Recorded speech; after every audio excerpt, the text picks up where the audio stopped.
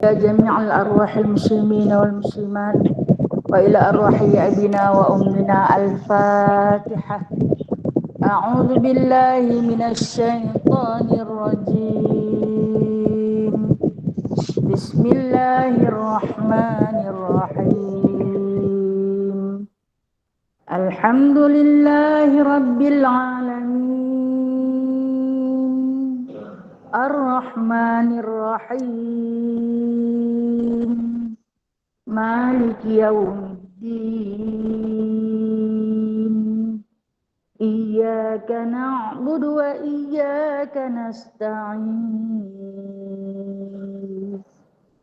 اهدنا الصراط المستقيم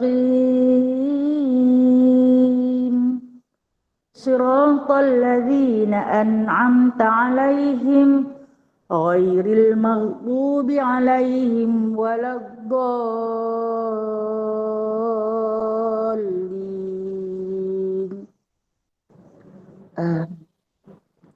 Kita baca surah Al-Kahfi ayat 1 hingga 10. Surah ni vaksin lah. Vaksin hati. Ada kitab. A'udzu billahi minasy syaithanir rajim. Bismillahirrahmanirrahim. Alhamdulillahilladzi anzala ala 'abdihil kitaba wa lam yaj'al lahu 'iwaja qayyiman liyunzira ba'san shadidan min ladunhu wa yubashshiral mu'minina alladhina ya'maluna as-salihat anna lahum ajran hasana makithina fihi abada wa yunzira alladhina qalu ittakhadha Allahu walada ma lahum bihi min ilmin wala li'abaihim kaburat kalimatan takhruju min afwahihim in yaquluna illa kadhiba fala'allaka bakhi'un nafsaka ala atharihim illam yu'minu bihadzal hadithi asafa inna ja'alna ma 'alal ardi zinatan laha linabluwahum ayyuhum ahsanu 'amala wa inna laja'iluna ma 'alayha sa'idan jurza am hasibta anna ashabal kahfi war-raqim kanu min ayatina ajaba idh awal fityatu ilal kahfi faqalu rabbana atina min ladunka rahmah wa hayyi' lana min amrina rasyada. Shadaqallahul azim. Biasanya kalau pagi Isnin saya akan baca selawat Fatih. Tahu kan? No? InsyaAllah nah. Allahumma salli wa sallim ala Sayyidina Muhammad al-Fatihi lima ughliqa wal khatim. Allahumma salli wa sallim ala Sayyidina Muhammad al-Fatihi lima ughliqa wal khatim lima sabaqa nasiril haqqi bil haqqi wal hadi lima sabaqa nasiril haqqi bil haqqi wal hadi إلى صراطك المستقيم إلى صراطك المستقيم وعلى آله وصحبه حق قدره ومقداره العظيم ومقداره العظيم اللهم صل على سيدنا.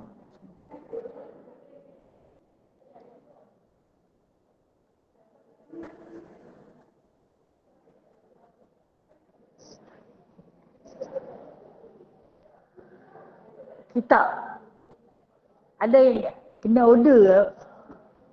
Kena order lain. Ramai lagi ya. Dia ada baki je.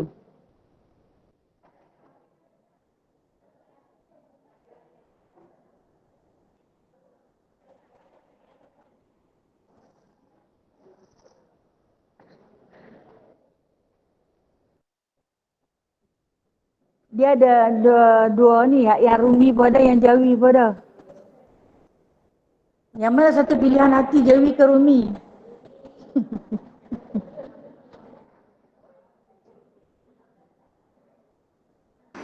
Jawi. Saya mau Jawi. Baik, nanti kalau siapa yang nak dengar lagi, order boleh bagi nama dekat Jun lah. InsyaAllah. Bismillahirrahmanirrahim. Rabbi syrah li sadari wa yassir li amri wahlul 'uqdatam min lisani yafqahu qawli. Allahumma salli ala Sayyidina Muhammad wa ala ali Sayyidina Muhammad. Rabbi yassir wa la tu'assir, Rabbi tamim bi khair ya karim. Subhanaka la ilma lana illa ma 'allamtana innaka antal alimul hakim. Innaka antas sami'ul alim. Innaka antat tawwabur rahim. Amma ba'du fa ya ibadallah, kalian sahabat-sahabat yang dirahmati Allah. Rasanya yang duduk di hadapan saya ni ada yang muka yang selalu saya tengok dan ada yang tak pernah saya jumpa lagi. Ada yang baru pertama kali ikuti kuliah saya. Ada dah. Tak ramai dah, ada 3 orang. Hak yang lain dah kenal dah saya, jadi tak payah buat ta'aruf lah dah. Kena buat ta'aruf sikit dah. Sedikit ta'aruf. Nama yang diberi Hasiah binti Yaqub. Umur saya hampir 50 tahun. Tua dah nah. Hampir setahun lagi lah, tahun depan 50 tahun lah. Tak ada yang istimewanya saya nak perkenalkan, nak ceritakan tentang latar belakang saya. Tak ada yang istimewa kan. Pendidikan pun tak tinggi mana, mengaji dalam negara saja. Saya daripada institusi pondok. Selama 7 tahun saya memondok. Keluar terus kahwin. Anak ada 3, cucu ada 1. Alhamdulillah. Saya mula mengajar kitab Turat ataupun dipanggil kitab kuning ketika usia saya 17 tahun. Hinggalah sampai hari ini Allah Ta'ala bagi keizinan daripada bodoh sampailah reti. Bukan cerdik pun, reti. Faham maksud reti kan? Tapi bukan cerdik pun. InsyaAllah sedikit perkongsian ilmu yang cuba kita sama-sama bincang.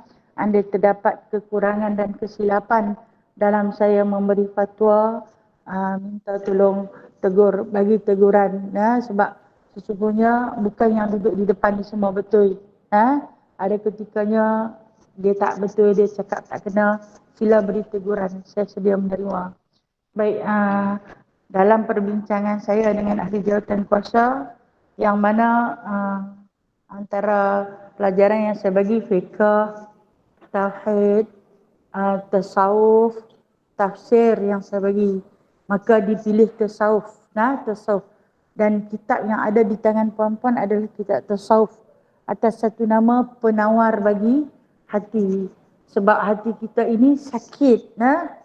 fi qulubihim maradun fazadahumullahu marada. Di dalam hati manusia tu ada penyakit, sakit. Dalam dia hati kamu tu ada sakit. Maka kalau kita biak sakit tu, kalau kita tak rawat dia, nah, fazadahumullahu marada. Dia akan bertambah sakit, bertambah sakit. Sebab ini sakit hati ni tak boleh pergi jumpa pakar mana-mana pun tak boleh. Kecuali kembalilah kepada Al-Quran dan juga As-Sunnah. Maka menyedari kekurangan diri kita yang memang semua ada hati. Semua dalam ni ada hati kan? Tak ada hati tak hidup lah. Dan tahu kita masing-masing ada penyakit dia. Sakit di antara sakit hati akan diceritakan melalui kitab ni nanti yang mana satu kitab yang diberi nama dengan penuh indah nama dia, kitab penawar bagi hati. Okey, yang ni edisi Jawi kitab saya ni lama sangat dah. Dari saya duduk pondok dulu saya mengaji. Rupa dia lagu ni lah. Kalau edisi Jawinya. Kalau siapa yang nak Jawi, boleh pesan dekat Ju nak yang edisi Jawi. Kalau Rumi yang macam ada dekat puan-puan tu.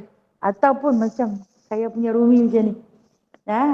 Dia macam-macam dia, namun isinya tetap sama. Hadis dan ayat Al-Qurannya tetap sama.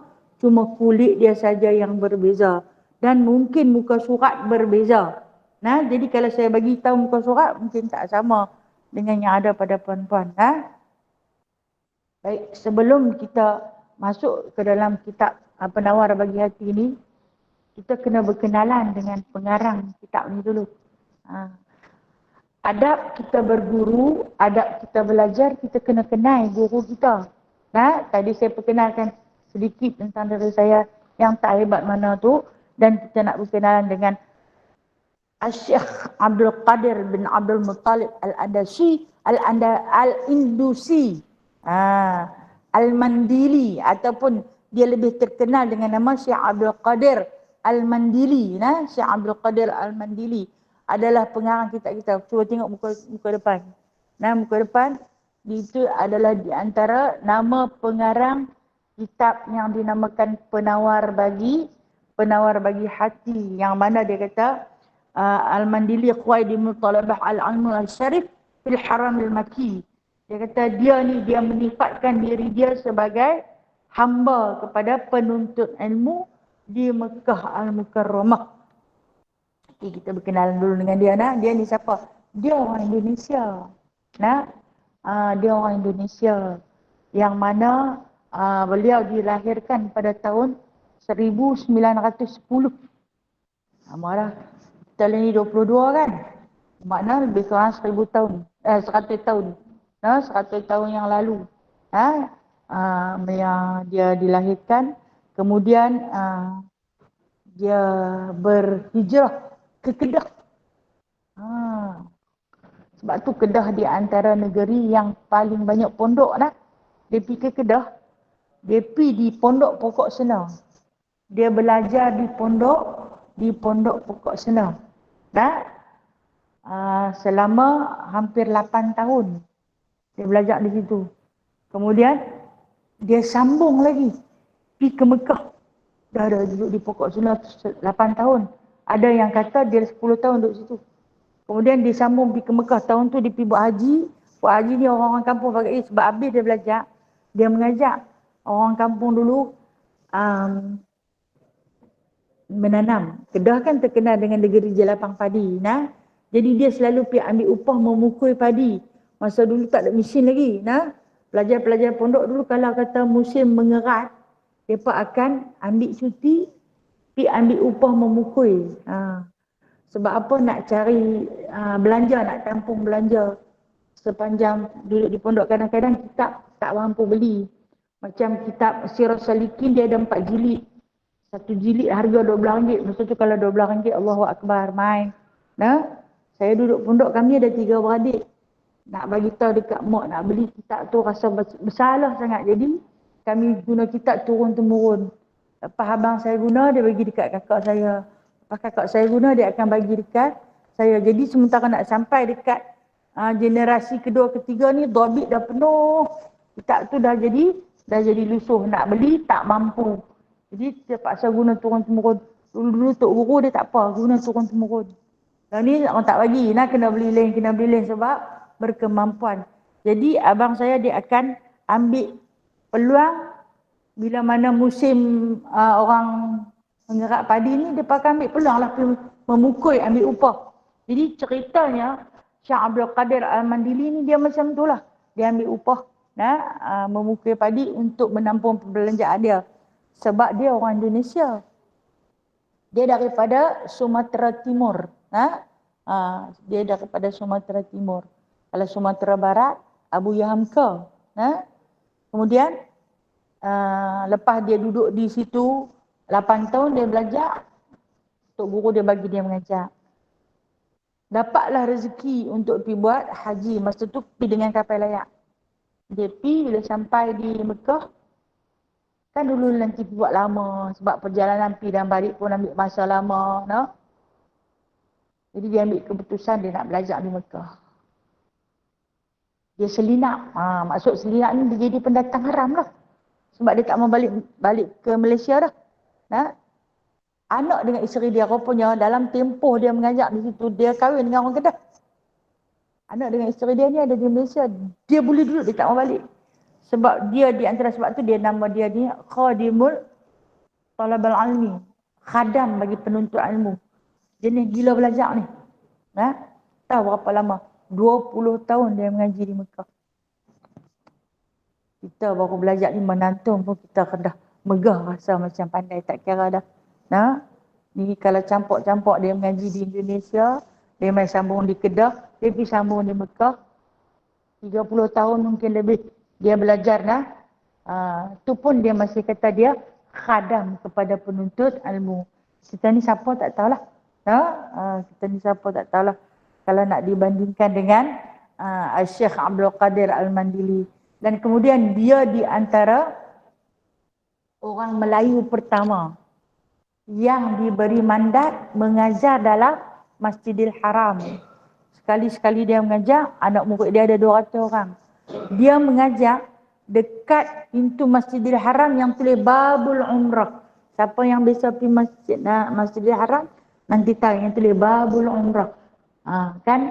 Kita akan masuk situ, terus nanti nampak Baitullah betul-betul dengan sudut Hajarul Aswad. Situ adalah tempat dia mengajar. Dia adalah pendukung Imam Asy-Syafi'i masa tu. Di Mekah ni dia ada 4 sudut. Dan keempat-empat sudut itu didukungi oleh mazhab Asy-Syafi'i berhadapan dengan Hajarul Aswad. Kemudian Maliki dia menghadap dengan Hijr Ismail. Kemudian mazhab Imam Hanafi dia menghadap dengan dipanggil Ruku Syami. Dan kemudian mazhab Imam Ahmad Ibn Hanbal dia menghadap dengan Ruku Yamani. Keempat-empat rukun. Bahkan pernah berlaku satu peristiwa dahulu, mereka sembahyang berulang-ulang kali dengan 4 mazhab, 4 imam. Apabila disekalikan maka sepakat mengatakan nak ikut satu imam saja. Itu Imam Malik. Maka kalau kita pergi di Mekah, kita adalah ikut mazhab Imam Malik. Oh tak betul ke? Betul. Keempat-empat imam tu betul. Kita tak boleh pertikaikan kewibawaan keempat-empat imam itu kerana mereka berijtihad dengan Allah Ta'ala dan juga dengan Rasulullah melalui Al-Quran dan As-Sunnah. Cuma sedikit perselisihan faham menjadikan khilaf ataupun ikhtilaf. Contoh, bersentuh kulit lelaki dengan perempuan bagi Imam Hambali dan Imam Hanafi tak batal. Bersentuh kulit lelaki dan perempuan yang suami isteri bagi Imam Malik tak batal. Sebab tu kita tengok mereka ada yang bertawar sambil pegang tangan, tak batal. Bagi Imam Syafi'i tetap batal. Jadi adakah mereka tak betul? Tak. Tak. Sebab mereka ada hujah yang tersendiri daripada mazhab. Mazhab ni maksud dia jalan ikutan dalam beragama. Kita kena ada jalan ikutan. Jadi Syekh Abdul Qadir Al-Mandili ini adalah pendukung mazhab Imam Asy-Syafi'i, maka diberi keistimewaan tempat mengajar dia di pintu Babul Umrah berhadapan betul-betul dengan Hajarul Aswad. Tempat yang paling makbul doa. Kalau kita tawaf, pada bahagian Hajarul Aswad yang paling sesak kan. Pasal orang nak kucuk. Dan di situ adalah permulaan bagi tawaf. Kan kita nak berniat atau kita nak beristilam pada pusingan kedua, ketiga dan seterusnya.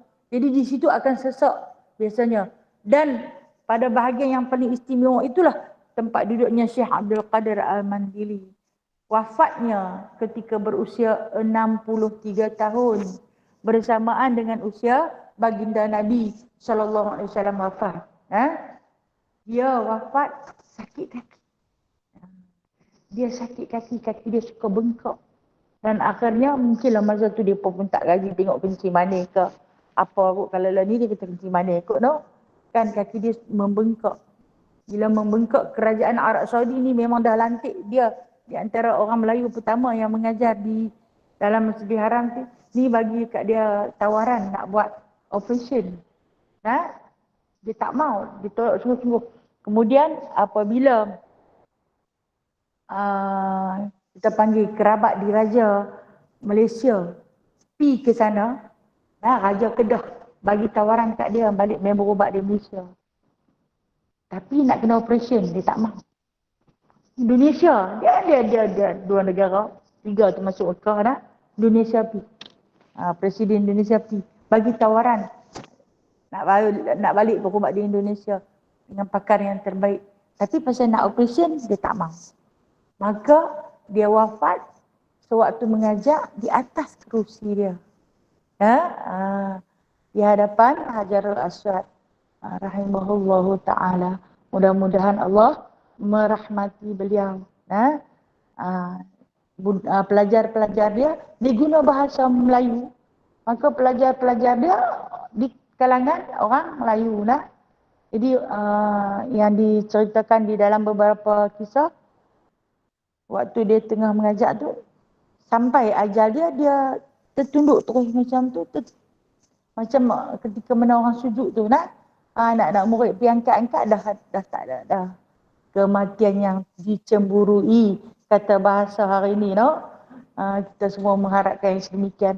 Mati dalam masjid, tengah mengajar, menghadap dengan Hajarul Aswad, berhadapan dengan 200 orang anak murid dia. Tapi dia disiplin. Bila anak-anak murid dia mengaji, dia suruh pakai jubah putih, serban merah. Serban Arab kan yang petak-petak putih merah. Memang pelajar dia kena macam tu. Kalau hari ni puan-puan berpeluang pi, kalau nak tengok, kita kata salah silah anak murid dia masih lagi mengajar pada sujud Hajarul Aswad, lepas asar, lepas subuh, lepas isya. Lepas subuh balik nak sarapan pagi, lepas isya balik nak makan malam, nak tidur kan. Jadi Syekh Abdul Qadir Al-Mandili ni dimakamkan di Mekah, iaitu di perkuburan Al-Ma'la. Masya Allah. Di antara perkuburan yang awal dibangkitkan di hari kiamat nanti. Selepas Raudhatul Baqi', Ma'la adalah yang kedua. Sebab apa? Sebab Nabi SAW rindu nak jumpa dengan Sayyidatina Khadijah binti Khuwailid. Jadi diminta kepada Allah selepas dia jumpa dengan sahabat dan isteri-isteri dia yang ada di Al-Baqi', maka kata Rasulullah, rindunya aku nak tengok Khadijah, isteri terunggul, isteri terulung.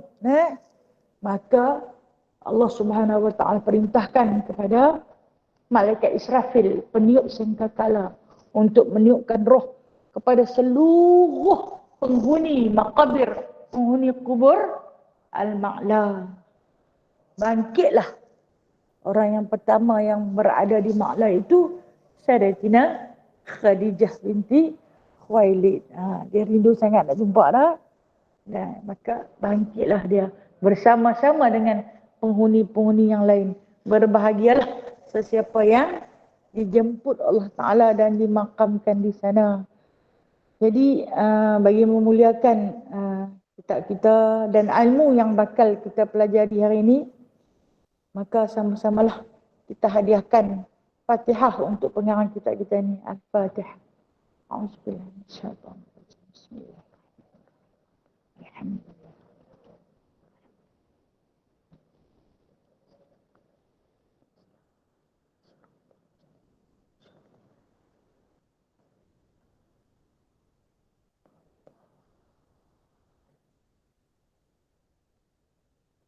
Amin. Amin. Amin. Ya Rabbal Alamin. Baik, kita sambung tuan-tuan. Kita baca ini di antara kita kata rangkai kata muqaddimah yang diberikan oleh Syekh Abdul Qadir Al-Mandilina. Bismillahirrahmanirrahim. Saya tak tahu dalam kitab perempuan ada ke tak ada. Tengok muka paling depan sekali. Segala puji bagi Allah Ta'ala, Tuhan yang menjadikan ia akan jin dan manusia. Ada tak? Ada, Alhamdulillah. Mereka tak buang lagi nah kata-kata ni. Segala puji bagi Allah Ta'ala, Tuhan yang menjadikan ia akan jin dan manusia, supaya mengerjakan mereka itu akan ibadah, lagi yang sangat mengetahui ia akan yang tersembunyi di dalam dada dan segala mata yang khianat, dan lagi akan bertanya ia daripada pendengar dan penlihat dan hati dan lainnya pada hari kiamat. Sedikit ulasan memang kita apa-apa pun kita nak mulakan apa-apa juga pekerjaan, mulakanlah dengan Bismillahirrahmanirrahim. Kata Nabi SAW, barang siapa yang memulakan pekerjaan dengan tidak membaca Bismillahirrahmanirrahim, fahuwa aqta', terputus. Maksudnya terputus apa? Terputus amalan. Keberkatannya tak ada, putus berkat. Nah, apa juga pekerjaan. Nah, kullu amrin ribalin Bismillahirrahmanirrahim, fahuwa aqta'. Kata Nabi SAW, setiap pekerjaan yang kamu nak mulakan dengan tidak membaca Bismillahirrahmanirrahim, putus berkat dia. Bekerja tu jadi, tapi berkatnya putus. Contoh dia makan. Terlampau lapar, kita terus makan, terlupa nak baca Bismillahirrahmanirrahim, putus berkatnya. Makan juga, rasa macam tu juga. Nah, tapi keberkatannya putus. Kita ni hidup nak berkat. Dalam setiap urusan kita, makan minum, hidup baring kita, percakapan kita, pergaulan kita, kita nak keberkatan. Sampailah kepada penyediaan makanan, no? Kita nak masak nasi, kita bersiang ikan, potong sayur, tomat, semua kita nak keberkatan. Agar keberkatan itu lahir daripada tangan kita, kemudian bercambah ke dalam jisim anak-anak dan zuriat serta ahli keluarga kita. Maka janganlah putuskan dengan Bismillahirrahmanirrahim. Jangan putuskan dengan tidak membaca Bismillahirrahmanirrahim. Itu pentingnya. Itu pentingnya. Kemudian pujilah Allah sekurang-kurangnya. Alhamdulillah. Alhamdulillah. Kenapa? Allah itu wajib dipuji. Kerana dia adalah pencipta kita. Menjadikan kita, kan kita sebut. Di dalam setiap doa iftitah, Allahu Akbar kabira walhamdulillah katsira. Kan? Itu satu lapas yang paling besar sekali sebenarnya. Yang Nabi SAW pernah berkata kepada Jabir ketika mana Jabir baca doa iftitah. Nabi tak pernah baca. Mungkin Nabi baca tapi secara perlahan. Tapi tiba-tiba Nabi dengar Jabir baca. Lepas habis jalan Nabi tanya, siapa baca? Siapa baca? Sahabat ni takut nak mengaku kata dia baca. Salah kah? Salah kah dia tanya. Rasulullah kata tak salah. Hang baca apa? Dia pun baca Allahu Akbar kabira, Allahu Akbaru kabira. Ada khilaf kan, ada orang kata nak baca Akbaru kabira, tak apa, boleh saja. Kalau Akbaru kabira kita menghidupkan ru tu. Allahu Akbaru kabira, alhamdulillahi katsira, sampai habis dia baca. Kata Rasulullah, aku bukan apa, aku tengok malaikat, para malaikat berebut-rebut nak tulis kebajikan atas hang ni. Sebab baca tu. Kenapa? Dia adalah lafaz puji yang paling tertinggi yang kita sembahkan sebagai seorang hamba kepada Allah Ta'ala. Allah yang maha besar, isim tafdil akbar tu. Allah yang maha besar, dah besar. Kabira, lagi membesarkan. 2 kali dia ulang. akbaru kabira. Satu isim tafdil, satu isim fa'il. Itu bahasa sarafnya. Allah yang maha besar lagi membesarkan. Bukratan wa asila. Pagi dan petang. Tak kira lah. No? Sentiasa besar. Tak ada sak besar, sak kecil, sak besar, sak kecil. Sentiasa besar. Walhamdulillahi kathira. Segala puji-pujian yang banyak. Banyak ni maksud dia tak terhitung. Tak terhitung betapa banyaknya Allah Ta'ala punya bagi dekat kita ni. Sehingga kan surah Al-Kahfi ayat terakhir yang kita baca tadi ni. Lau kanal bahru midadan li kalimati la nafidal bahru qabla an tanfada kalimati. Ayat 110 kan. Kalaulah dijadikan seluruh lautan di atas muka bumi ini sebagai dakwah dan seluruh kayu-kayuan itu sebagai pena, nescaya la nafidal bahru qabla an tanfada kalimatu rabbi. Habis kering dakwah pada seluruh lautan di atas muka bumi, kering habis. Tapi nak tulis rahmat yang Allah Ta'ala bagi dia tak habis. Nak tulis pujian pada Allah tu tak habis lagi. Habis dah ayat laut menjadi dakwah. Tapi tulisan tu tak akan habis. Walau ji'na bimithlihi madada. Bomai lagi 7 lautan pun takkan selesai.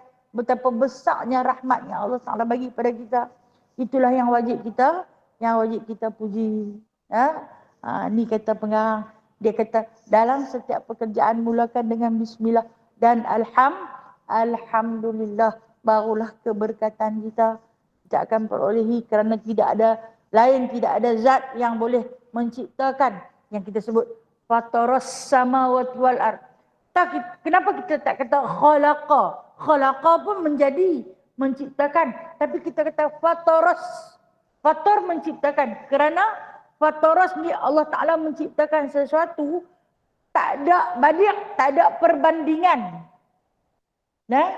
Daripada tiada kepada ada. Itu dinamakan fatar.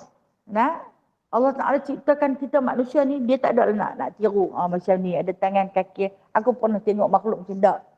Sebaliknya Allah Ta'ala menciptakan sesuatu tanpa ada perbandingan. Kita kalau kata suruh lukis, sudahlah. Buat main satu gambar, lukis gambar dia. Yang tu pun kita dah gagal. Kecuali lah kalau sahabat yang hebat-hebat yang pandai melakar lukisan, dia boleh jadi. Tu pun tak hidup. Sekadar lakaran, sekadar satu lukisan saja. Tetapi Allah itu fatar, menciptakan sesuatu tanpa ada perbandingan. Dia tak tiru siapa-siapa. Sebab dialah yang maujud. Itu kena belajar bab tauhid pula.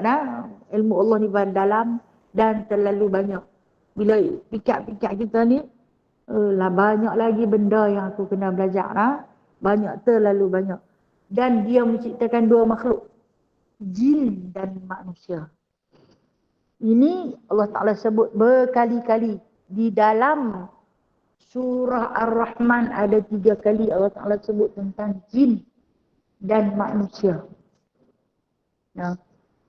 Kemudian di dalam ayat-ayat yang lain berkali-kali Allah Ta'ala ulang tentang cerita makhluk bernama jin dan manusia. Kita kena mengakui bila mana kita hidup di muka bumi ni, kita berkongsi dengan makhluk bernama jin yang kita tak nampak dia. Dia tidak mengambil lapang, maksud dia tak ambil tempat. Tapi dia wujud dalam kehidupan seharian kita. Makan, minum kita, tidur, bangkit kita. Dan dia pun macam manusia, ada jahat, ada baik. Ada Islam, ada kafir. Mukallaf dan ghairu mukallaf. Maksud dia mukallaf tu yang diwajibkan untuk dia menanggung suruhan Allah seperti bersolat, berpuasa dan sebagainya. Yang tak mukallaf tu maksud dia budak-budak. Yang tak sampai, yang tak akil baligh. Jadi itu cara kehidupan jin. Dan jin ini Allah Ta'ala bagi keistimewaan kepada mereka. Dia panjang umur sampai beratus-ratus tahun pun ada. Dan syaitan juga di dalam surah Kahfi cerita, dia adalah daripada keluarga jin. Ha. Allah Ta'ala sebut dalam surah Ar-Rahman, aku jadikan jin itu daripada pucuk api. Tidak. Khalaqal insana min salsalin kal fakhar wa khalaqal janna min marijin min. Nah, semua hafizah ni lah ni. Nah, fa bi ayyi ala'i rabbikuma tukadziban. Aku jadikan manusia itu daripada salsalin kal fakhar, iaitu tanah liat seperti tembikar yang dibentuk-bentuk nampak, tapi aku jadikan wa khalaqal jin min marijin min nar. Aku jadikan jin itu daripada pucuk api. Pucuk api ni hak yang tinggi tu, bukan hak yang di bawah tu, hak yang di atas tu yang kita tengok tu. Nah, pucuk api selalu menghilang dan dia tu panas. Dia bersifat panas dan ada ketikanya jin ini waktu dia baik maka dia akan membisikkan kebaikan, dan waktu dia jahat dia akan membisikkan kejahatan. Oleh kerana kita faham, kita hidup berkongsi tempat duduk dalam dunia ni dengan makhluk yang kita tak nampak ni, jadi beradablah ketika mana bercakap, beradablah ketika berpakaian. Sebab tu walaupun kita duduk di dalam rumah seorang-seorang, tak ada siapa, pakai pun kena pakai elok-elok. Boleh tak kita bertelanjang bulat dalam rumah? Sebab kita share dengan jin ni. Yang seronok tengok dia seronok lah. Yang tak seronok tengok dia marah lah. Jadi bukan kata tak boleh buka aurat, boleh buka aurat. Tapi kena faham, kita berkongsi hidup dengan jin ni berpatut padan lah. Macam tu juga dari segi percakapannya. Jangan, kalau dulu orang tua-tua kata jangan duk cakap untuk hala, masuk dalam hutan minta tabik kat tok nenek nak kencing ke, nak berak ke, kan sat lagi dia jentik ke, bengkak ke, macam mana kan, jadi macam-macam. Walaupun cara depa, cara orang tua-tua dahulu agak khurafat, tapi betul yang dia kata tu nak. Ada kebenaran di sebalik apa yang dia kata. Jangan duk pergi kencing nak hala, minta tabik dulu. Minta tabik tok nenek kita ni, carilah tok nenek sambil nak kencing. Kita kan tak faham apa-apa. Sebenarnya itu adalah perbuatan khurafat, tetapi ada kebenaran dia. Kita menghuni hidup di dunia ni dengan jin ni. Jangan duk pergi duk tala tak tentu hala lah. Kena rumah dia, hampir kencing. Jadi buah nampak kadang-kadang balik meherot, bengkak sampai berbulan. Dia marah lah tu. Kan? Sebab kita ni berkongsi. Sebaliknya tengoklah pada tempat. Dia lagi satu. Kalau nak kencing, jangan kencing di air yang lalu. Tak boleh. Dia duk minum air tu, hampir kencing pula depan tu. Baik. Jin ni, dalam surah Al-Baqarah cerita, dia, Allah Ta'ala suruh dia menghuni. Sebelum Allah Ta'ala ciptakan Nabi Allah Adam, dihantarkan ke muka bumi. Bukan sebelum dicipta. Dah dicipta Nabi Allah Adam. Tapi tak dihantarkan ke muka bumi. Bila Allah Ta'ala nak hantar Nabi Allah Adam bersama dengan Sayyidatina Hawa ke muka bumi ni, Allah Ta'ala kata kepada malaikat Jibril, hampir halau semua makhluk jin. Pergi di mana? Pergi suruh duduk di bukit-bukit, di pulau-pulau, di hutan-hutan. Jangan bagi dia kacau anak cucu Adam. Jangan bagi dia main. Dan pergi duduk kat tempat yang orang tak huni. Orang tak duduk. Lepas tu bila mana malaikat Jibril ni, sebelum Allah Ta'ala hantar Nabi Allah Adam AS bersama dengan Sayyidatina Hawa, maka dia pun bagi tahu kepada jin, Allah Ta'ala perintahkan kamu pergi ke bukit-bukit, ke pulau-pulau, ke hutan-hutan rimba. Di situlah tempat duduk kamu, kecuali yang beriman dan yang nak belajar. Jadi dalam majlis ilmu kita pagi ni adanya jin. Adanya jin. Ini jangan duk kata lebih-lebih lah, no. Sekali lagi saya kena penampak, esok tak boleh main ngajak dah. Itu pengakuannya. Ini adalah di antara kebenaran. Sebab apa Allah Ta'ala jadikan jin dan manusia supaya mengerjakan mereka itu akan ibadah. Tak lainlah. Ma khalaqtul jinna wal insa illa liya'budun. Kata Allah, tidak aku jadikan jin dan manusia itu kecuali untuk beribadah kepada Allah. Kalaulah hidup tak mau beribadah, maka tak guna jadi manusia. Tak guna jadi manusia, nak jadi jin pun tak guna. Jadilah binatang. Kalau hidup tak mau beribadah kepada Allah, jadi manusia pun tak boleh, jadi jin pun tak boleh, maka jadilah binatang. Binatang sungguh. Dia tak gaduh nak pakai tudung. Dia tengok ayam, kucing betina kalut, tak beli tudung. Lalu kita beli. Lembu betina nak pakai jubah. Tak ada kan? Sebab mereka tak diciptakan untuk beribadah. Tak pakai selok pun tak apa. Tapi manusia wajib. Sebab nampak nyata. Okey, jin. Jin tutup aurat lah. Mereka yang perempuan tutup aurat tudung lutut. Sebab apa? Ini diceritakan sendiri oleh baginda sallallahu alaihi wasallam, kerana Nabi sallallahu alaihi wasallam pernah masuk berdakwah di dalam dunia jin. Dan kata baginda sallallahu alaihi wasallam, di antara pengenalan nak kena jin kafir dan jin Islam, jin kafir dia suka pakai kasut sebelah. Pasal tu kita kalau pakai kasut kita putih, yang gagah heret kat sebelah tu. Tak usah pakai dua belah. Ni kita kan dah putih, pakai satu lagi kita heret kan. Siapa kita pegang di tangan, kita pakai sebelah tu. Dia menyerupai jin kafir. Jin kafir yang berjalan kaki, sebelah ada kasut, sebelah tak ada kasut. Bukanlah berdosa. Cuma bila dia menyerupai, hang ni macam jin lah. Orang kata kat aku macam tu, pakai kasut sebelah. Tapi kalau pakai kasut sebelah lain tak ada masalah. Boleh. Katalah, kan lah ni ada fashion. Sebelah kasut merah, sebelah putih. Kan? Habis-habis fashion manusia lah ni, no?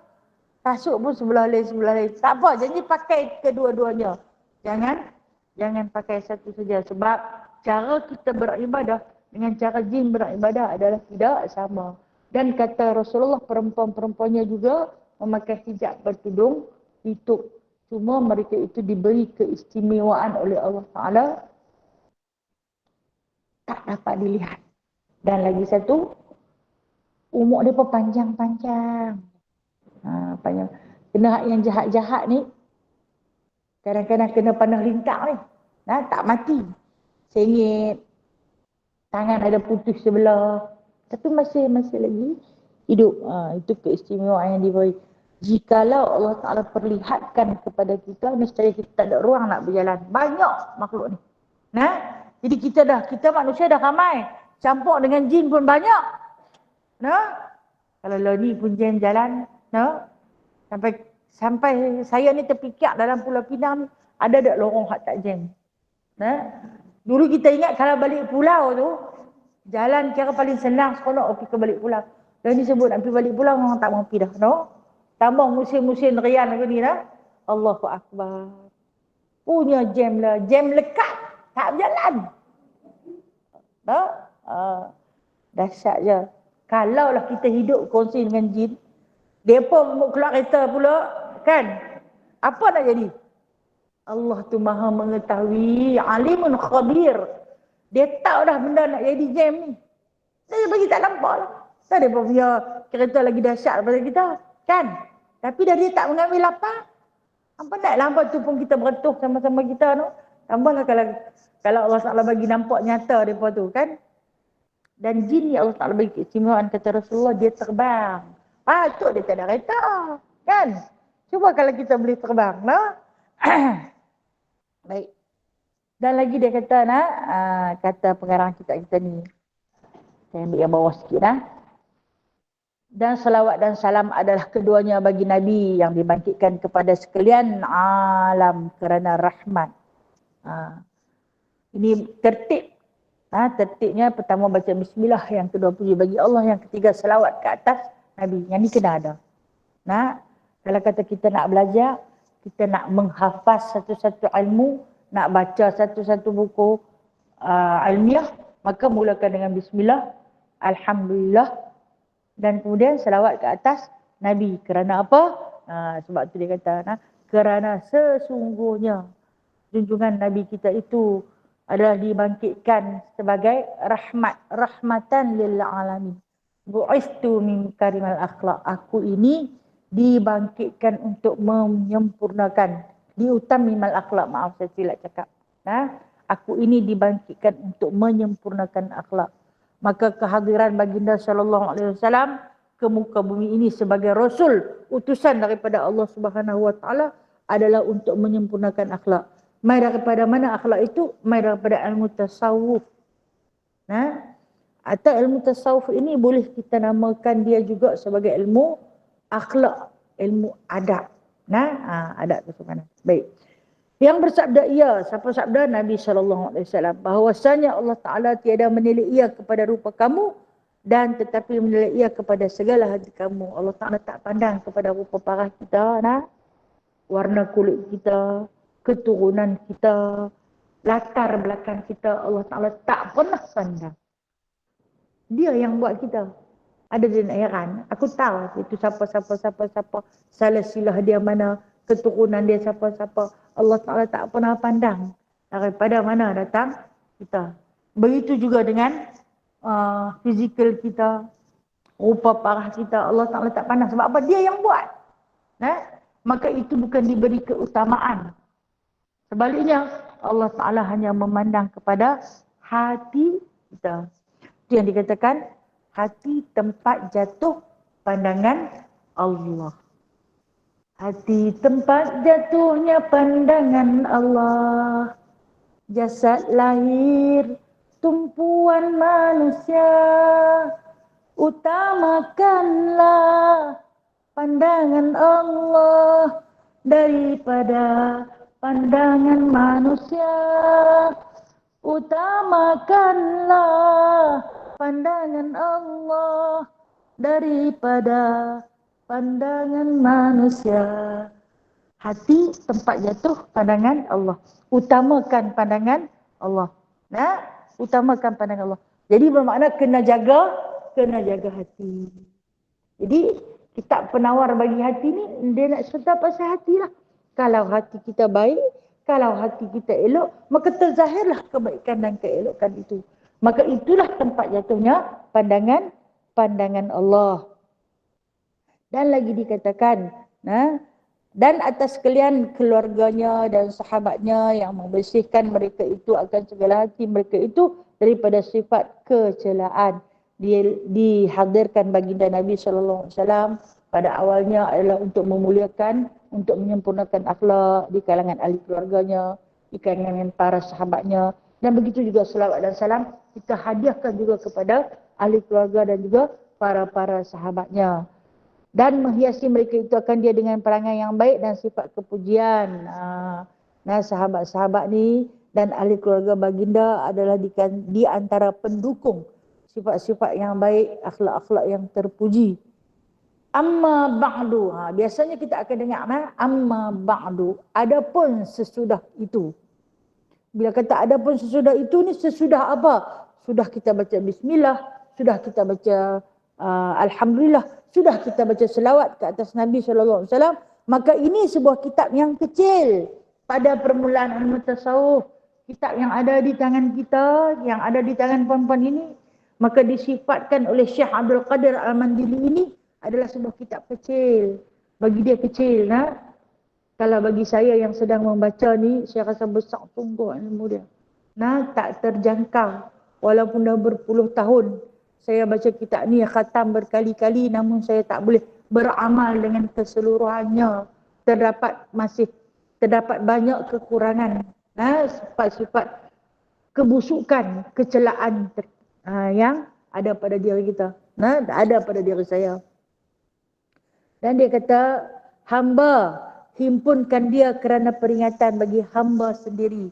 Dia bahasakan diri dia hamba. Kan sebab tadi dia kata dia khaidim, dia khadam. Maka dia menyifatkan diri dia sebagai hamba. Ini adalah satu lafaz tawaduk. Lafaz tawaduk, lafaz merendah diri. Seorang guru yang hebat, dia bersifat merendah diri. Dia tak sebut beta di sini dia sebut hamba. Dia kata dia buat kitab ni, dia karang kitab ni adalah untuk peringatan diri dia sendiri. Terutama untuk diri dia sendiri. Dan kemudian bagi saudara-saudara yang baru belajar. Saya tahu yang duduk di depan saya ni bukan yang baru belajar ni. Yang dah habis belajar kan. Tapi Alhamdulillah masih lagi sudi nak belajar. Walaupun ilmu yang saya sampaikan ni adalah, kalau bagi saya lah, adalah ilmu pelajar-pelajar tadika.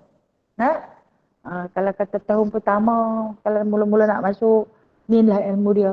Tapi bila kita masuk dalam ilmu Allah Ta'ala ni, kita tahu sesungguhnya tidak ada tahun permulaan untuk belajar. Sebaliknya kita ni sampai mati kena belajar. Sampai mati kena belajar. Dan hamba namakan dia dengan penawar bagi hati pada menerangkan barang yang wajib dibersihkan daripadanya. Dia namakan kitab ini adalah Asy-Syifa'u lil Qalbi. Itu kitab Arab dia. Dia daripada kitab Arab sebenarnya. Maka diterjemahkan ke dalam bahasa Melayu bagi memudahkan kita orang Melayu ataupun dipanggil orang Jawi, untuk faham. Kalau orang Arab dia panggil kita orang Jawi. Sebab bagi mereka Indonesia dan Malaysia itu Jawi. Disebut sebagai orang Jawi, orang Jawa. Jawa disebut Jawi. Mekah disebut Maki. Madinah disebut Madani.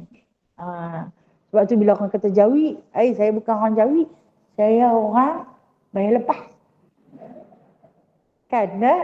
Kita Jawi kan ada di seberang mana kan? Sungai Jawi kan? Jawi tu maksud dia orang yang dibangsakan Jawa. Jawa ni orang bahasa Melayu lah. Kalau tak silap saya, kita ada 4 tu. Malaysia, Indonesia, Brunei, Singapura. Betul tak? Yang dalam bahasa Jawi. Dalam bahasa Jawa. Thailand. Thailand. Lagi satu Thailand. Ada yang, kalau yang lain rasanya tak kot. Wallahualam lah. Saya pun tak merantau jauh. Jadi saya tak tahulah sejauh mana ada yang masih lagi menggunakan bahasa Jawi ni, bahasa Jawa. Jawi tu Jawa Tapi Arab dia buah Jawi. Ya tu di situ dipanggil dia nisbah bangsa. Sebab tu Jawi, asal dia Jawa. Dia kata dia jadikan kitab tasawuf ini untuk kita sucikan hati dan hiasi. Hiasilah diri kita dengan sifat-sifat mahmudah. Kata baginda SAW, manusia itu terlahir dengan fitrah kejadiannya. Maksud dia fitrah ni suci, bersih, kita dilahirkan. Kemudian dicorakkan sifat kita oleh cara pendidikan.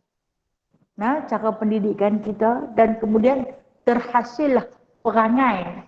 Kita panggil perangai lah, sifat. Perangai kita. Ada yang baik, ada yang buruk.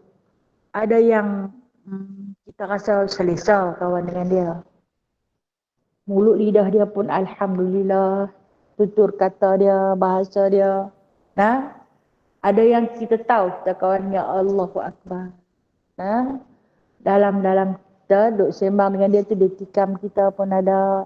Ini adalah perhiasan hati yang terlahir apabila kita berkawan dan bergaul. Itu yang dikatakan perhiasan hati. Sebab tu Sayyidina Umar Al-Khattab radhiyallahu anhu pernah berkata kepada sahabat-sahabat dia, dia kata, jangan kamu kata orang tu baik selagi hang tak musafir dengan dia 3 hari. Hang jangan kata dia baik. Hang baru kawan dengan dia sejam 2 jam. Pisah esok hang jumpa dia sejam 2 jam. Tapi hang kata dia baik selepas hang duduk dengan dia, hang musafir dengan dia 3 hari.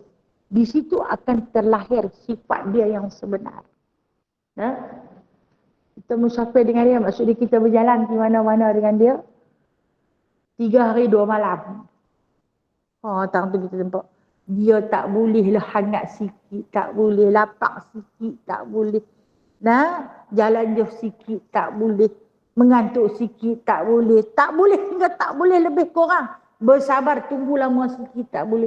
Biasalah kita bila berjalan dengan orang ni kadang-kadang kena menunggu. Allah Ta'ala bagi ujian melalui jemaah-jemaah yang ikut sama dengan kita ni. Kadang-kadang hak turun pergi kencing, Allahu Akbar, lamanya kencing saja kot. Kan? Ada yang kadang-kadang kita singgah persinggahan untuk bersolat. Kita ni dah habis dah solat, naik atas bah, dia baru bawa beg. Sudah ambil semayang. Allah, buat apa? Satu bah dia kena tunggu, dia baru nak main. Kalau hak yang tak sabar ni, dia nanti hampuklah, dia katalah macam-macam. Di situ kita akan nampak sikap dia yang sebenar. Duduk dalam hati sudah. Bagi tahu pada hati. Ni sebenarnya ujian Allah Ta'ala bagi. Nah, Allah Ta'ala bagi pada aku. Nak tengok aku ni macam mana. Kalau kita jenis suka naik angin, tunggu orang lama sikit tak boleh. Itulah perangai kita. Itulah hati kita yang tercermin daripada hati dia keluar. Oh, rupanya aku macam ni, tak boleh lebih kurang sikit. Tak boleh silap sikit. Kalau kawan tu tadi makan dengan kita, tak cukup 2 kupang bayar TOI dia. Duk ingat tu sekali yang bayar. Hang tang tu 2 kupang yang bayar. Bagilah. Sama-sama musafir kot. Oh, tak boleh. 2 kupang kot. Tak lagi naik atas Mahidin ni, bila nak bayar ni? Dia kata pula, 2 kupang ni hutang tu tak bayar. Okay, kita boleh tengok. Kita boleh tengok. Itu adalah sifat yang sebenar pada diri kita. Tapi kena berjalan ada 3 hari kata Saidina Umar Al-Khattab baru hantar panggil dia. Siapa yang biasa berjalan dengan kawan-kawan dia tahulah panggil sana. Alhamdulillah. Dan bila kita mengadap dengan kekurangan sahabat kita punya perangai, kita jangan kutuk dia terus. Kembali kepada diri kita. Aku pun panggil macam tu lah. Jadi kita perbaiki diri. Bila mana kita tengok yang kita tak berkenan, maka kita perbaiki diri, betulkan diri kita. Jangan kita hanya nampak buruk orang lain, kita tak nampak diri kita. Kuman seberang laut nampak, gajah depan mata tak nampak. Kembali apapun segala keburukan, kembali balik kepada diri kita, maka hiasilah diri kita dengan sifat-sifat mahmudah. Dan hamba sebut di dalamnya akan 1 pendahuluan dan 3 kitab. Di dalam kitab Penawar Bagi Hati ini, dia ada 3 pendahuluan. Buka sikit dalam dia lagi.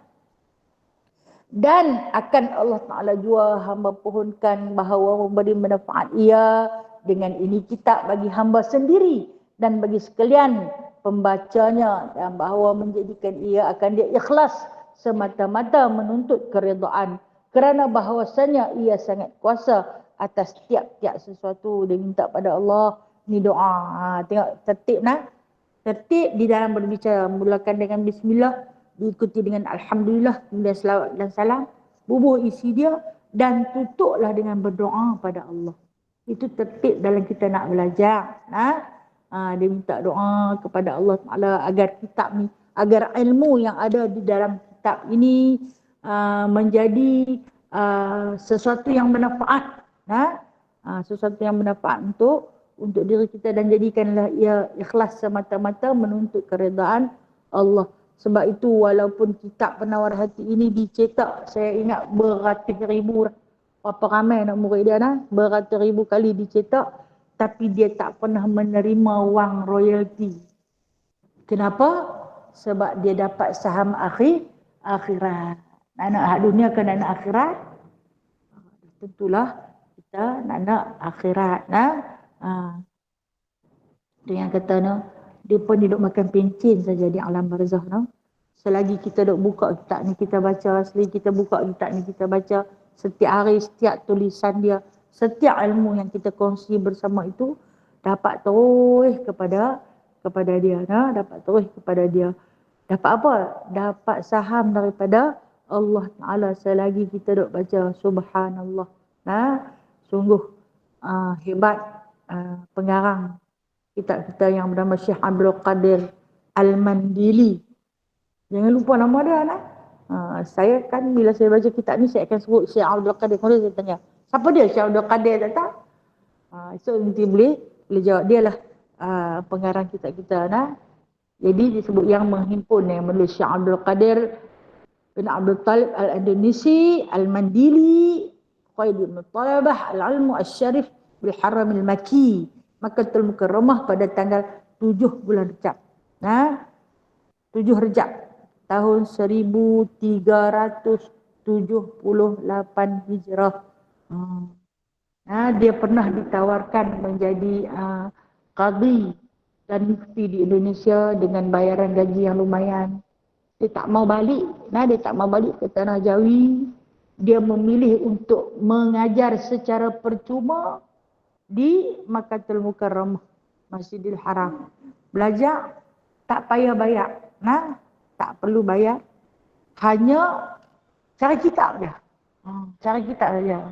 Hebat itulah pengarang kita. Kita mudah-mudahan Allah Ta'ala memberi rahmat kepada dia dan juga kepada kita serta seluruh orang-orang yang belajar ilmu ni. InsyaAllah Ta'ala.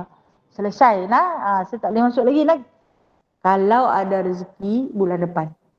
Bulan depan, minggu ketiga kita akan masuk pendahuluan tentang kitab ni kan. Dia kata dia ada satu pendahuluan, dia ada 3 kitab. Dalam ni ada 3 kitab. Kitab apa? Kena mengaji, baru jumpa kitab-kitab yang dia kata ada 3. Dalam kitab Penawar Bagi Hati ni ada 3 kitab. Kitab apa? Kena mengaji. Kena belajar. Kitab yang ada di tangan puan-puan itu, jagalah dan peliharalah dia dengan sebaik mungkin. Saya pesan adab menuntut ilmu. Jangan sesekali letak kitab di atas lantai. Sebab dia menyamai dengan punggung kemaluan kita. Sekurang-kurangnya lapik dengan beg ke, atau dengan buku catatan yang lain. Lapik dia di atas. Sebab muliakan ilmu. Kerana dia bersumberkan daripada Al-Quran dan juga hadis. Dia ada petikan Al-Quran dan ada petikan hadis. Maka muliakanlah dia. Sebab kita nak ambil keberkatan dalam menuntut ilmu. Wallahualam. Saya buka soalan. Ada apa nak tanya?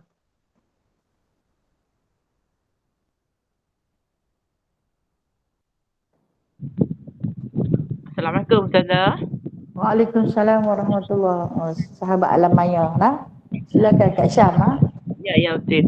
Ustazah, ni pakaian jin ini adakah pakaian macam kita juga? Berjubah atau dengan serban, dan kadang-kadang bila kita tidur atas kaki itu, kaki kita tu ditarik. Adakah mereka yang mengganggu kita? Okey, baik. Terima kasih Kak Syam. Sahabat kita tanya, jin berpakaian. Adakah pakaian jin tu macam pakaian kita? Ya betul. Dia pakai macam pakaian kita. Maksud dia tak ada lah warna-warna. Dia pakai hitam. Jin memakai hitam dan juga putih. Satu lagi warna istimewa. Jin ni dia ada 3 warna ya. Hitam, putih, hijau. Yang mana kalau kata yang Islam tu dia berserban lah. Kalau kata yang Islam Muslimat tu dia bertudung lah. Dia berjubah lah.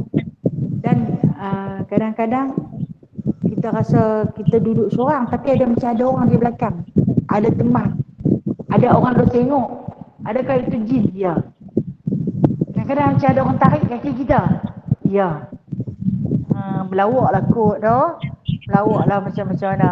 Sebab tu Rasulullah pernah bagi nasihat. Kalau kita tinggal rumah, tempat tidur kita lebih dari 3 hari, kalau kita tinggal, nak balik sebelum kita pergi tidur tu, jangan balik-balik terjun naik atas katil tu. Bacalah ayat kursi terlebih dahulu. Pendinding pada diri. Pendinding pada diri. Kita tak ada. Mereka rupanya nak beranak pakai nak tidur di atas katil tu. Hari kedua tak balik, hari ketiga tak balik. Katil ni anak yang punya, kata jin tu. So kita balik-balik, kita terjun naik. Jadi beradab. Maka kita kena baca ayat kursi. Dibimbangi. Kena hak jin yang huni dengan kita tu pun ifrit juga. Kan orang panggil jin lah. Jin ifrit. Jadi dia ni duduk sama atas katil tu. Mana boleh hamba tak nak lah 3 hari baru balik lah. Untuk apa kita baca ayat kursi tu? Menghalau dia daripada tempat duduk tu. Sebab tu bila kita nak tinggal rumah, ada pesan daripada seorang sahabat baginda sallallahu alaihi wasallam yang boleh melihat jin. Siapa dia sahabat Nabi sallallahu alaihi wasallam yang Allah Taala bagi keizinan boleh melihat jin? Sayyidina Umar Al-Khattab. Dia kata tinggallah tengah rumah kita tu cuka bubuh dalam mangkuk. Kalau kita nak tinggal rumah tak ada siapa tunggu, rumah tu kosong, kita tinggal bubuh cuka dalam mangkuk letak tengah rumah. Keluar ambillah. bulan ke, 2 bulan ke, 3 hari ke, 4 hari ke. Tapi nak keluar main mengaji dulu ni tak payahlah. Yang keluar sehari lebih daripada sehari semalam. Pasal apa? Nak menghalau daripada dihuni atau dimasuki oleh jin yang kafir. Biarlah yang duduk dalam rumah kita tu jin Islam. Nah, duduklah seorang sikit kata dekat dia, nah. Hang duduklah nak pindah, aku duduk nak pindah aku. Jangan kacau. Kita sama-sama cakap untuk beribadah kepada Allah. Memang kadang-kadang kita rasa macam kita ditegur. Kadang-kadang orang bagi salam, kan? Dengar orang bagi salam. Siap kita ni pakai tudung juga pula. Tak ada. Itu siaplah jawab salam, kan? Tak ada. Itu di antara jin yang duduk sama-sama dengan kita. Wallahu a'lam. Terima kasih Ustazah. Terima kasih Ustazah. Assalamualaikum. Terima kasih Ustazah.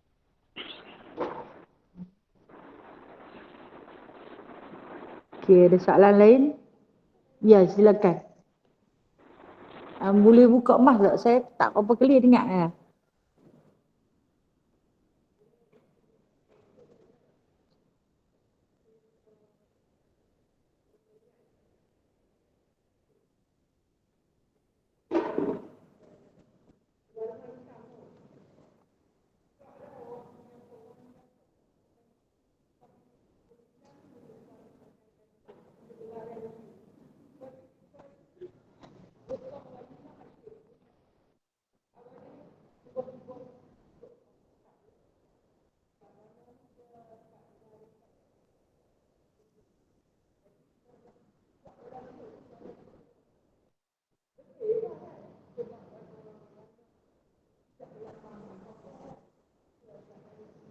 Okey, baik. Terima kasih dah. Agak menyedihkan kenyataan tu dah. Warna hitam itu adalah warna jin. Memang saya kata jin tu dia pakaian dia ada hitam, putih, hijau. 3 tu saja, kan? Jadi warna hitam yang dipakai oleh muslimah. Oleh muslimah. Kalau kita tengok di Arab ni, kan, dia semua pakai hitam. Kenapa dia pakai hitam? Kerana ia tak menarik perhatian. Perempuan ini disunatkan pakai pakaian yang tidak menarik perhatian. Disunatkan. Maka pakaian yang tidak menarik perhatian adalah warna kelabu. Warna kita panggil masam-masam. Warna hitam. Maka ianya menjadi pilihan wanita muslimah daripada zaman Rasulullah dahulu. Walaupun tak dinafikan, pakaian terbaik adalah warna putih. Pakaian paling terbaik. Sehingga kan baginda Nabi SAW sebut berkali-kali, putih adalah pakaian yang terbaik. Siapa pakai putih dapat pahala sunat. Tapi dah bimbang pula, dia jarang. Kan? Putih ni dia bersifat jarang. Satu lagi, dia bila bersih, dia mudah nampak kotor. Jadi perempuan muslimah mengambil pendekatan untuk menutup aurat dengan tanpa menarik perhatian. Mana-mana lelaki yang ajnabi memilih warna hitam. Walaupun dia memang di antara pakaian jin, sebab dia pun tak ada warna lain dah. Betul tak dinafikan. Boleh tak kita nak pakai? Boleh. Pakailah, tak mengapa. Tak memberi kemudaratan atau dosa dan sebagainya. Kalau bagi serupa dengan jin pun tak apa, kita pun duk pakai sedondon tak apa, kan? Sebab itu semua antara jin-jin Islam. Entah macam mana punya hebat, punya solehahnya mereka pun kita tak tahu, kan? Andai kita menyerupai dengan yang solehah, tak mengapa, itu pakaian muslimah. Maka dibolehkan berpakaianlah. Tidak jenuh nak pergi buang tu. Boleh dikatakan pakaian hitam ni, dia di antara salah satu kegemaran saya suka warna hitam sebab lebih selamat. Siapa lebih selamat? Tak nampak kotor, kan? Itu saya kata lebih selamat. Dan kalau kata orang tengok pun tak tarik perhatian sangat. Wallahualam. Soalan lain? Ya, silakan. Cuka, okey? Ya. Okey, cuka yang kita letak tengah rumah tu, janganlah bubur dalam besen besar. Bubur dalam mangkuk kecil tu saja. Balik boleh nak guna, balik tak boleh. Jangan guna. Cuka ni dia bersifat masam dan pedih, tahu. jin bila dia nak masuk, dia akan cari yang utama dia akan cari sesuatu yang tak ditutup. Sebab tu kita kena tutup makanan dalam rumah tu. Kecuali lah baru-baru masak tu kalau tutup lagi basi biasa. Lepas tu kita tutup nah. Dia akan pergi jilat. Dia jilat itu cara pemakanan dia. Dia kena cuka hak masak dengan pedih tu dia lari. Tak main dah. Jadi apabila kita ambil kita masak pula guna balik dia, kita gunakan sesuatu yang bekas minuman jin. Jadi tak payah guna. Jangan guna. Nah, seelok mungkin jangan guna. Wallahualam. Ataupun kalau tak ada cuka dalam rumah. Rasulullah pernah kata dalam hadis Syama'il Muhammadiyah, orang paling miskin rumah dia tak ada cuka. Walaupun masak ada setengah orang dia tak reti nak guna cuka tapi bagilah ada. Bukan mahal Dia ada antara yang paling murah sekali. Duduk dalam botol tu. Jadi janji ada. Janji ada dalam rumah kita cuka Tak kira lah cuka apple ke, cuka anggur ke, cuka asli cuka. Janji ada cuka dalam rumah. Dan sebaik-baik makanan adalah cuka. Nabi sebut sebaik-baik makanan adalah cuka. Takkan Nabi nak bohong. Nabi kan tak bersifat pelik. Nabi itu as-sadiq, benar. Lagi membenarkan. Siapa dia kata sebaik-baik makanan cuka? Sebab pernah Nabi cicah roti dengan cuka. Kita mahu cicah roti dengan cuka. Marah Tok Wan pagi ni kita kata pagi ni kita makan roti dengan cuka sudah. Boleh bergaduh besar tu Okey, Wallahualam. Ya. Boleh buka tak? Saya tak clear. Saya nak dengar saja perkataannya.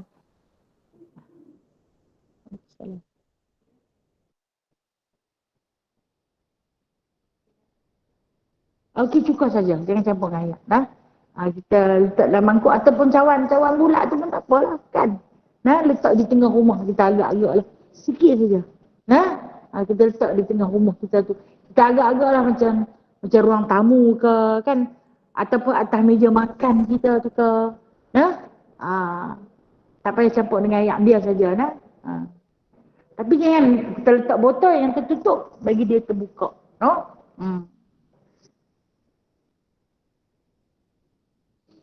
Ya, satu lagi. Ya, Kak Salma. Tak dengar ya.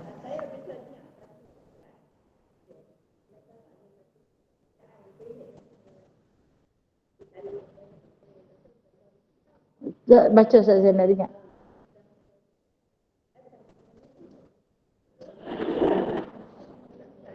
Okey, kita tak apa.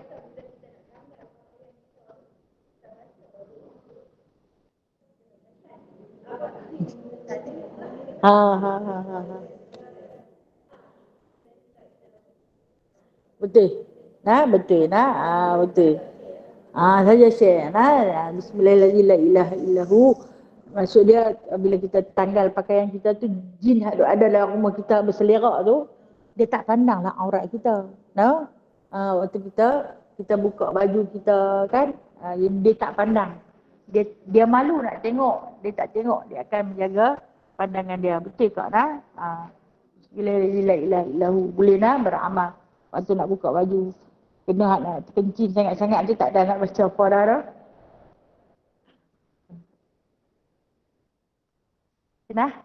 Habis saya mohon ampun dan maaf. Yang baik itu datangnya daripada Allah. Yang lemah dan kurang adalah daripada diri saya sendiri. InsyaAllah ada rezeki bulan depan setiap Isnin minggu ketiga InsyaAllah kita akan kembali berkuliah di sini. Wallahu a'lamu bishawab. A'udzubillahi minasyaitonirrajim. Bismillahirrahmanirrahim.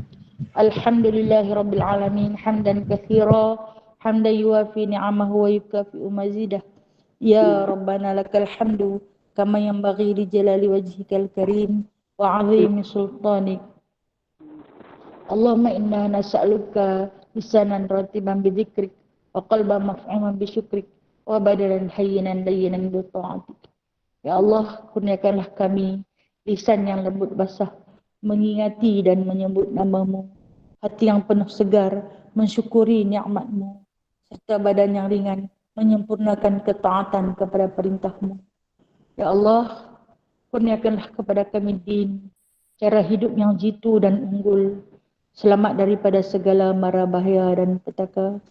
Jangan ya Allah, Engkau biarkan nasib kami ini ditentukan oleh diri kami sendiri, walau kadar sekelip mata atau kadar masa yang lebih pendek daripada itu. Ya Allah, perkenankanlah permintaan kami ini. Wassallallahu ala sayyidina Muhammadin walhamdulillahirabbil alamin. Taqabbalallahu minkum. Taqabbal ya karim. Terima kasih Ustazah, semua Ustazah sahabat-sahabat. Terima kasih Terima Ustazah. kasih. Terima kasih Baik, semua. Assalamualaikum. Ali tak sihat. Macam tapi bertemu. Sallallahu ala Muhammad. Sallallahu alaihi wasallam.